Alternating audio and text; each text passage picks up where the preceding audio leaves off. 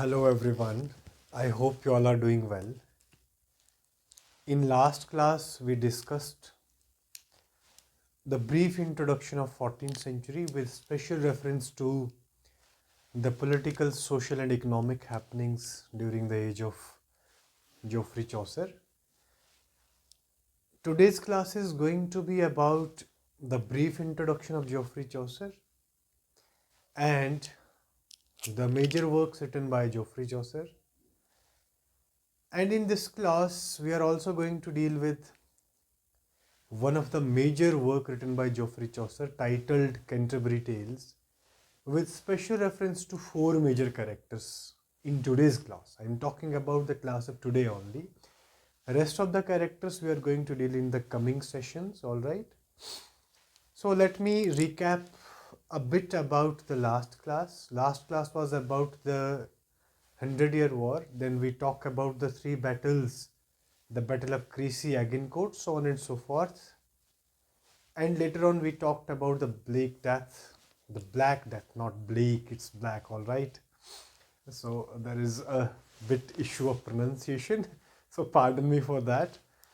उसके बाद हमने बात करी peasant revolt की. उसके बाद we talked about the status of Christianity, Church and Bible in 14th century and how the Christianity was brought by different writers and philosophers and I can say religious reformers to its originality. So कल की class का एक basic component which I forget to discuss with you, that was about the language, language and dialects, all right. So language से तो question नहीं बना हुआ है लेकिन dialect से question बना हुआ है. The question was likewise कि which of the following dialect was most prevalent in 14th century. So सबसे पहले हम सभी dialects की बात करेंगे कि कौन कौन से dialects prevail करते थे and which among the following was most prevalent and most adapted by the masses of 14th century. All right, the first was East Midland dialect, very important, East Midland dialect. Then Northern dialect, all right, and it is also called as Northumbrian. All right, English is a language and don't impress somebody with the bombastic vocabulary. All right, a Northumbrian or Northern dialect is one and the same thing. And second was Southern dialect or Southumbrian भी कहते हैं आप. And last one was Kentish. All right. So guys, each and every aspirant who aspire to be somewhere as far as English literature is concerned, he is well aware about East Midland dialect, all right. And East Midland dialect was the most prevalent dialect used by the writers or the masses during 14th century, and this was the right answer.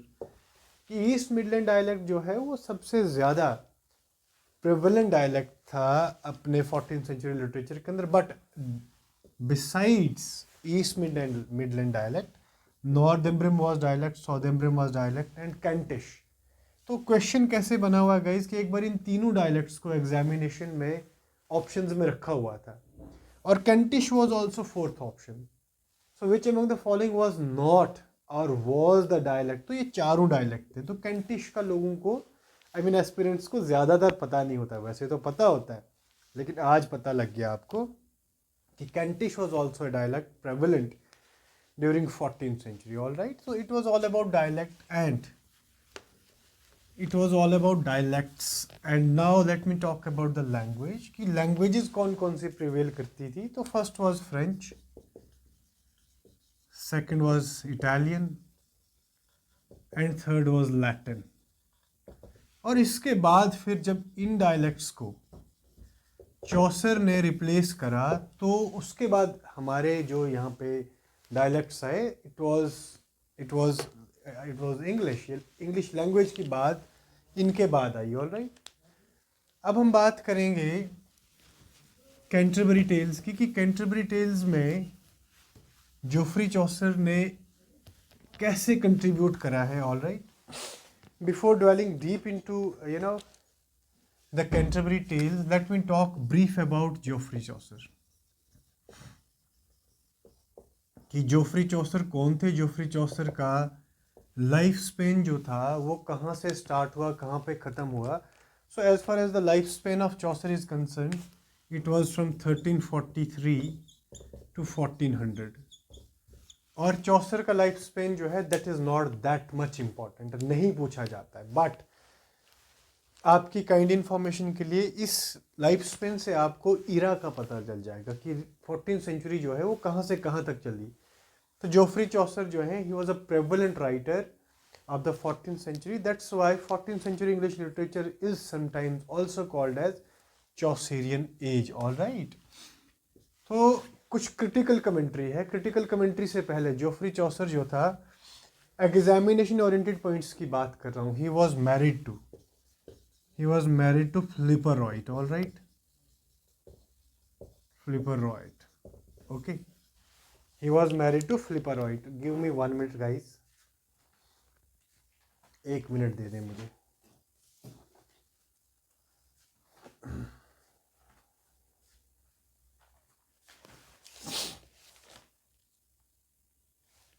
हाँ जी.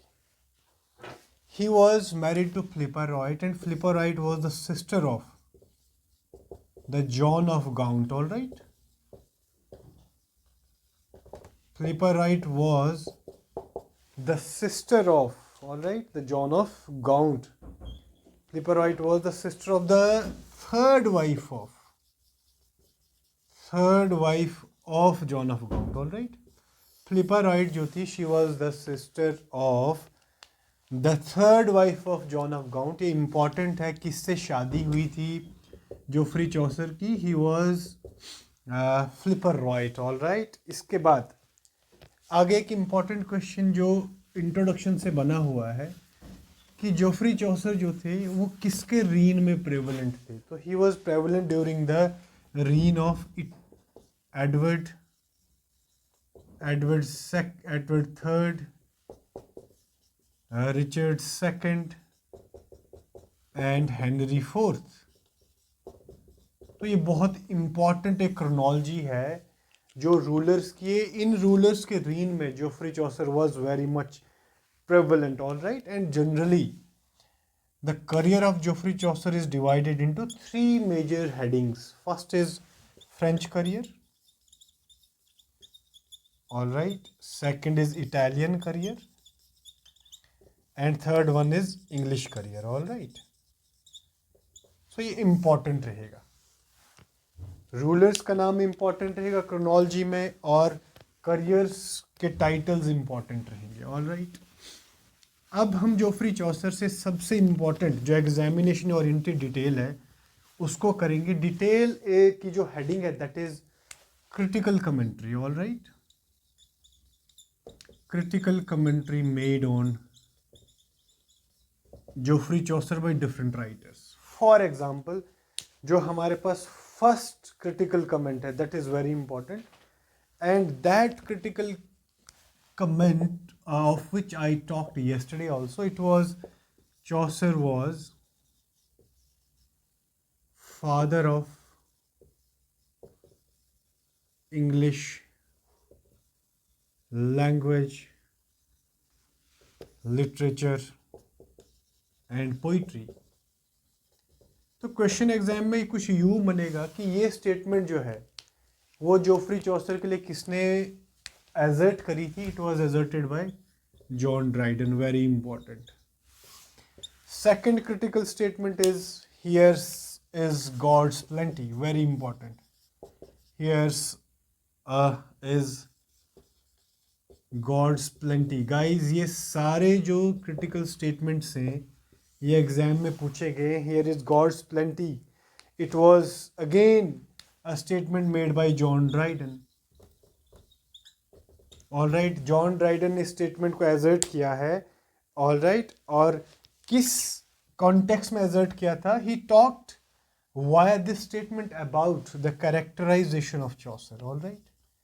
कि Chaucer के अंदर he was having a beautiful art of characterisation जो हमें कहाँ पे दिखता है, जो हमें कैंटरबरी टेल्स के अंदर दिखता है. All right. Next statement is about Chaucer, obviously, and the statement is likewise. Chaucer lacks high seriousness. Very, very important. Chaucer lacks high seriousness. This statement was frequent statement asked by NTA UGC NET. All right, और ये statement जो है it was made by Matthew Arnold.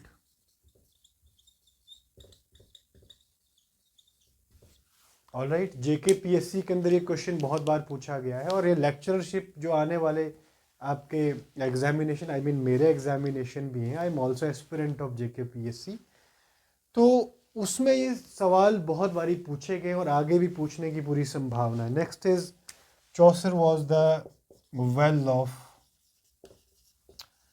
English undefiled. Chaucer was English of undefiled is what was statement made by Edmund Spencer. Very very important. ये statement जो है guys, ये Spencer ने assert करी थी जोफ्री चौसर के बारे में. All right. Next is Chaucer was the great painter of character. Very very important. Chaucer was the great painter of character. All right, जैसे कैरेक्टराइजेशन के बारे में ड्राइडन ने भी कहा है, और यहाँ पे who made the statement that Chaucer was the great painter of character, it was A.C. Ward. very very important. Next important statement जो आपसे शेयर कर रहा हूँ, that is Chaucer found English as a dialect.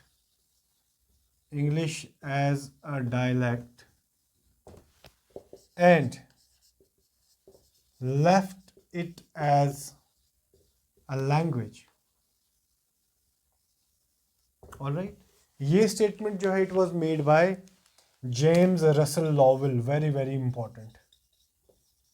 James Russell Lowell. He's an American poet. All right. When he studied the literature of Geoffrey Chaucer, he made this statement that Chaucer found English as a dialect and left it as a language. All right. आगे जाके कुछ important दो चार critical comments और हैं, उनको भी deal करेंगे. And the next statement is under his influence. Rhyme under his influence. Rhyme was gradually replaced by alliteration. All right. This is a critical statement made by, who made this statement? It was W.H. Hudson. very very important.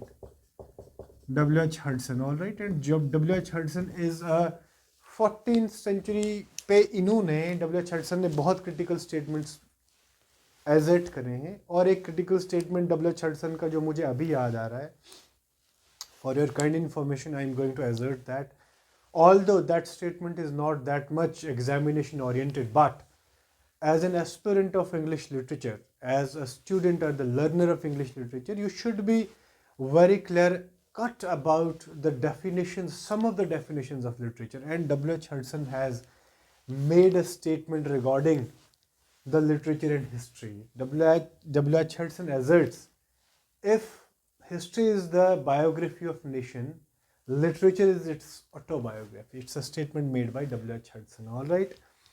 Next is prologue to modern fiction.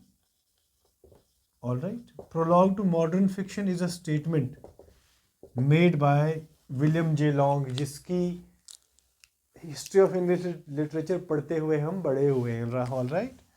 William J Long. तो William J Long का ये statement है. Prologue means introduction.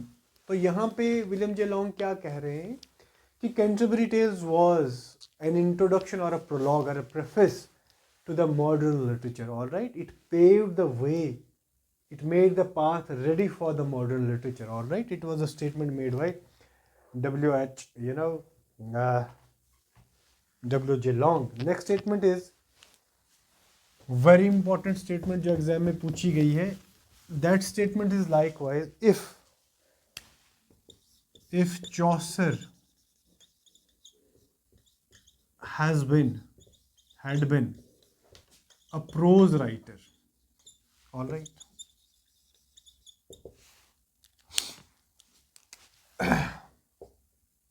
If Chaucer had been a prose writer, not the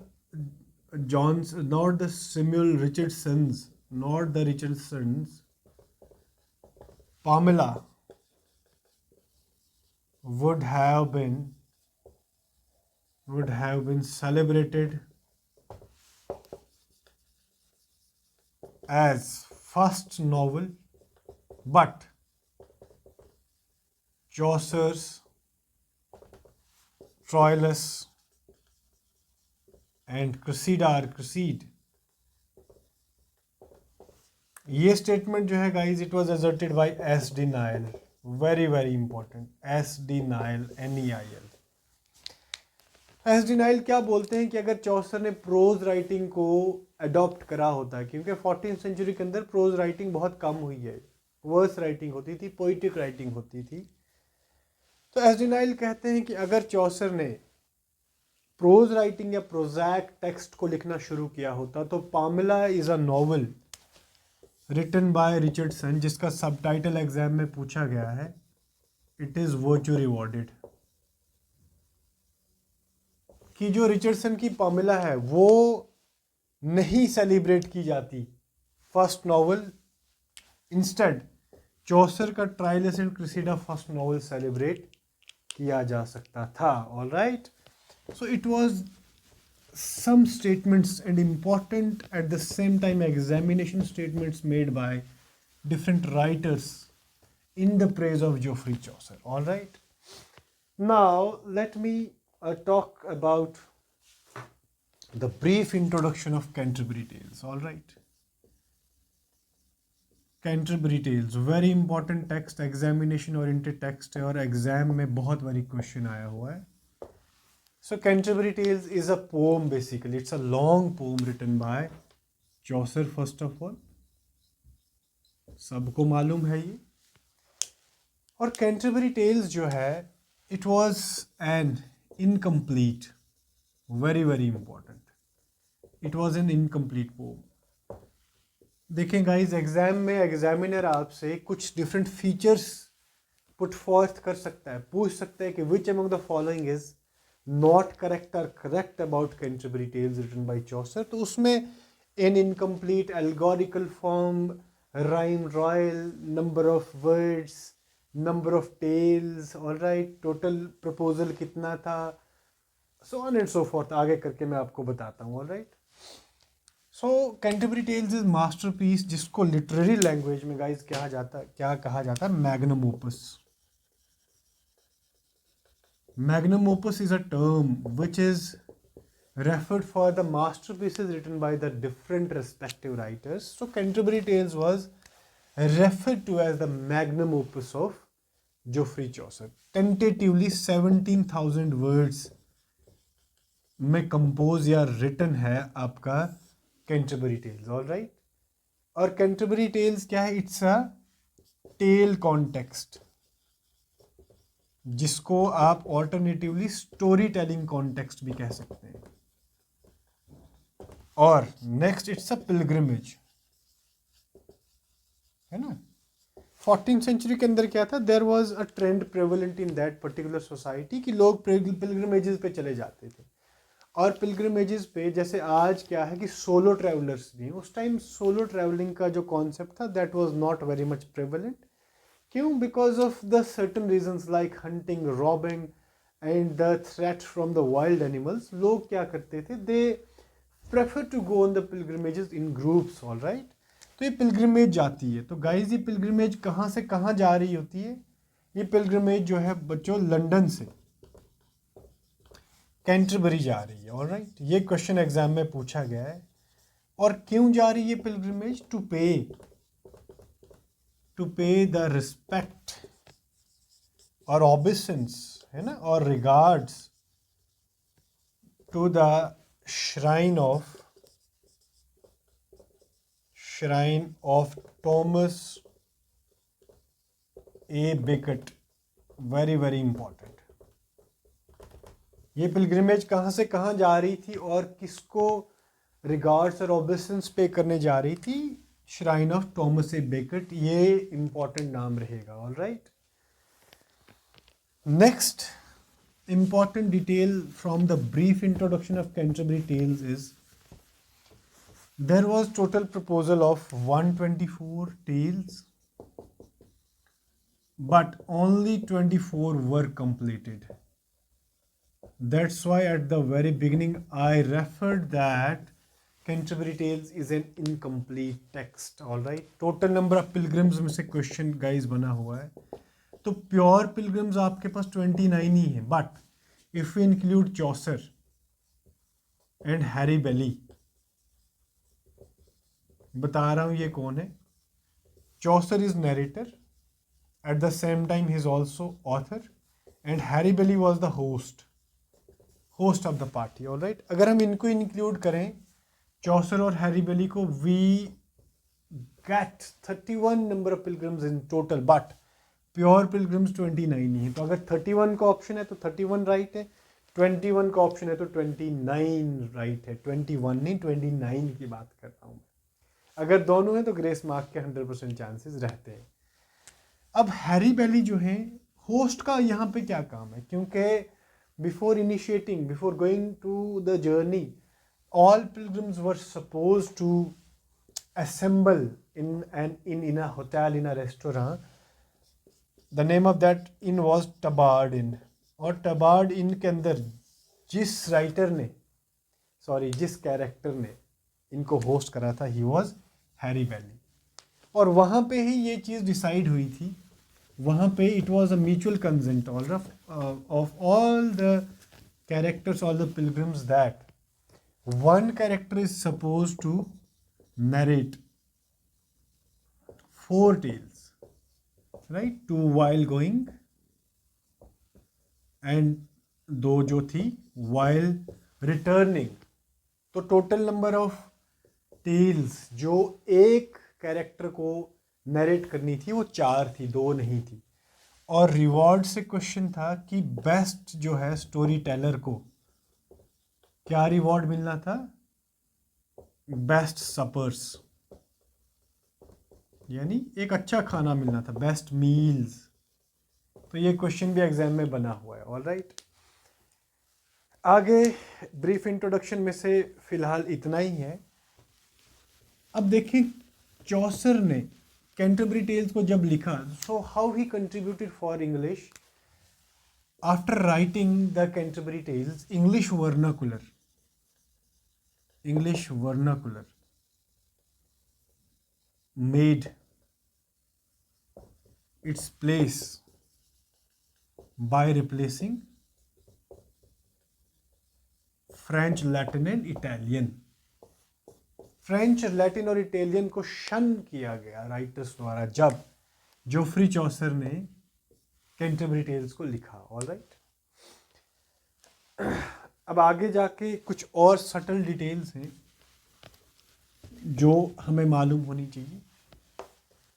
तो first detail जो हम deal करने जा रहे हैं, दैट इज कि रिलीजियस कैरेक्टर्स कौन कौन है. All right. तो first is parson, second is second nun, third is friar, and fourth one is the squire and nun priest. ये मेजरली इन राइटर्स को एज रिलीजियस कैरेक्टर्स सेलिब्रेट किया है. First is parson, second nun, और nun priest अलग characters हैं guys. Second nun is female, friar, the squire and nun priest. All right. ये religious characters हैं. आगे जाके एक क्वेश्चन गाइज ये भी बना हुआ है एग्जाम के अंदर कि फीमेल कैरेक्टर्स कितने हैं. सो फर्स्ट इज प्रोइरस, जिसको आप मैडम एग्लिंटाइन भी कहते हैं, या एग्लिंटाइन, जो भी आपको सूट करता है।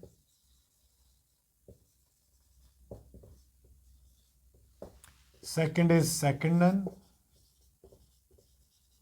And third is wife of Bath, जो कि बहुत इंपॉर्टेंट कैरेक्टर, उसे हम डिटेल में भी करेंगे। ऑल राइट, अब आगे जाके जो आज की क्लास में हम 3 या 4 कैरेक्टर्स डिटेल में करेंगे, उनकी बात करूंगा। और उनकी बात करने से पहले let me fill my markers with ink. All right, जैसे कि किसी राइटर ने बहुत खूब कहा है, किसके बारे में, प्योरिटन एज के बारे में। क्या कहा है कि we can not imagine the existence of Puritan literature without the pen of John Milton and the sword of Oliver Cromwell. इसी तरीके से हम अपनी क्लासेस को इमेजिन नहीं कर सकते हैं अगर आपके मार्कर्स वीक हैं तो मुझे यहाँ पे इंक भरने दें आप सबसे पहले, उसके बाद हम आगे चल के इम्पॉर्टेंट कैरेक्टर्स की बात करेंगे। बहुत इंपॉर्टेंट है ये गाइस, क्योंकि कैंटरबरी टेल्स जो है वो किसी भी एग्ज़ाम में पूछा जा सकता है। ये बहुत इंपॉर्टेंट टेक्स्ट है, चौसर का टेक्स्ट है, और चौसर आपको पता है कि he is a big guy and popularly referred as father of English language and literature.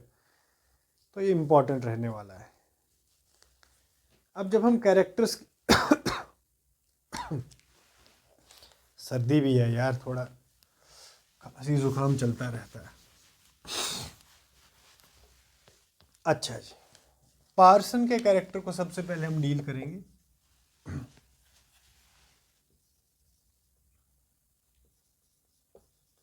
Parsons character, all right, बहुत इंपॉर्टेंट कैरेक्टर है गाइस, यहाँ से क्वेश्चन बना हुआ है।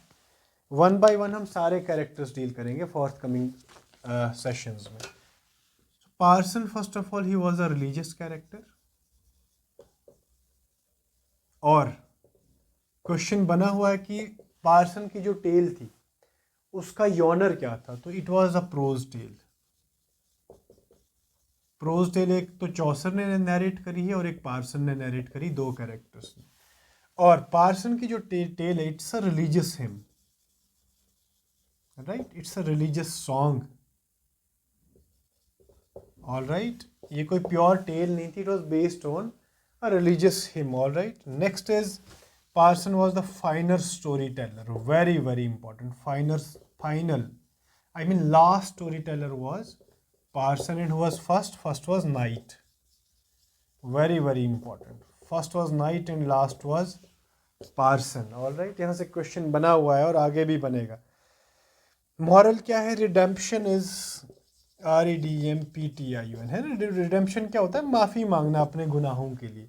Redemption is within everyone's grasp, right. तो ये सेंट्रल थीम है, तो एग्जाम में पूछा जा सकता है guys. Redemption is with in everyone's grasp is the central theme of the Parson's tale, and very importantly the tale of Parson deals with 7 deadly sins. Very very important, 7 deadly sins के साथ deal करती person की tell. कोई और detail अगर मुझे यहाँ पे याद आ जाए, हाँ, पार्सन्स जो टेल है, it's full with pastoral imagery, it's full with pastoral imagery. इसमें पेस्टोरल इमेजरी का यूज़ एक्सेसिव है। और गाइस सबसे इम्पोर्टेंट बात, जो पार्सन से एग्जामिनेशन ओरिएंटेड है, वैसे तो सारी डिटेल्स एग्जामिनेशन ओरिएंटेड है, बट जो जेके सेट में लास्ट टाइम क्वेश्चन था और यूजीसी नेट में मल्टीपल टाइम पूछा गया है, that is if gold shall rust what iron do. All right, it's a statement made by Parson. All right, so it was all about the brief introduction and examination oriented detail of Parsons character. अब next character guys जो हम करने वाले हैं, next character is of Monks character. Very very important. Monk के character में से question क्या बना हुआ है गाइस, उसकी बात करेंगे हम. देखें, कैंटरबरी टेल्स में से जो क्वेश्चंस यूजुअली बनते हैं वो सेंट्रल थीम से बनते हैं, मेजर डायलॉग से बनते हैं, और what was the external appearance of the character वो बनते हैं, और राइट फीचर से क्वेश्चन बनता है. सो मॉन्क की अगर हम बात करें तो monk is a fat man, very very important, and he enjoys, वो क्या इंजॉय करता है, rich food and drinking wine. Rich food and wine को इंजॉय करता है वो.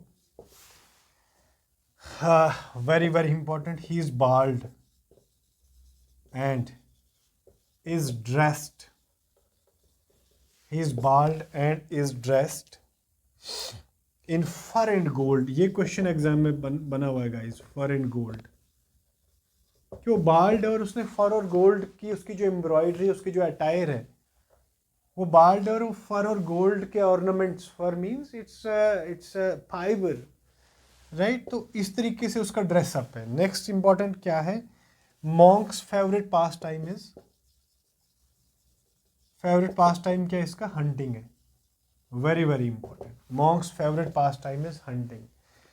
नेक्स्ट इज, हाँ, he has kept horses and greyhounds. उसके पास बहुत कुत्ते और घोड़े हुए हैं, क्योंकि वो पास टाइम हंटिंग है उसका और राइडिंग में भी इंटरेस्टेड है वो.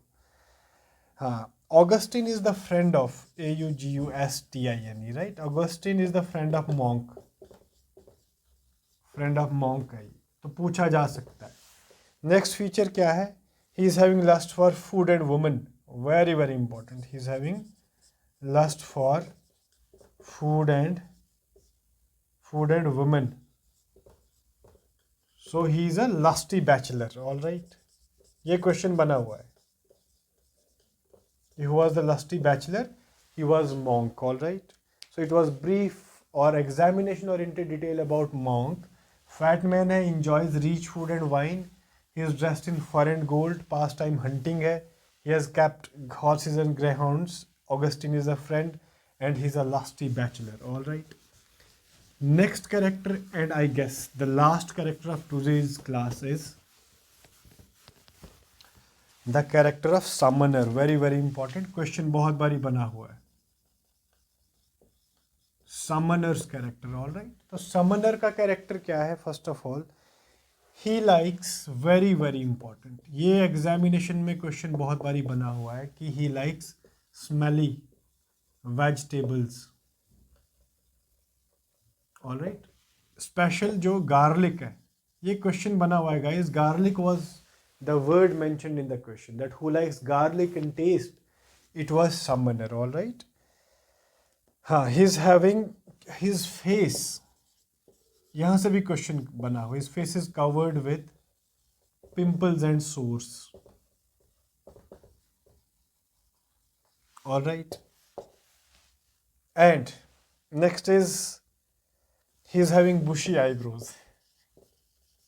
देखिए कितना minutely, see the art of characterization of Geoffrey Chaucer.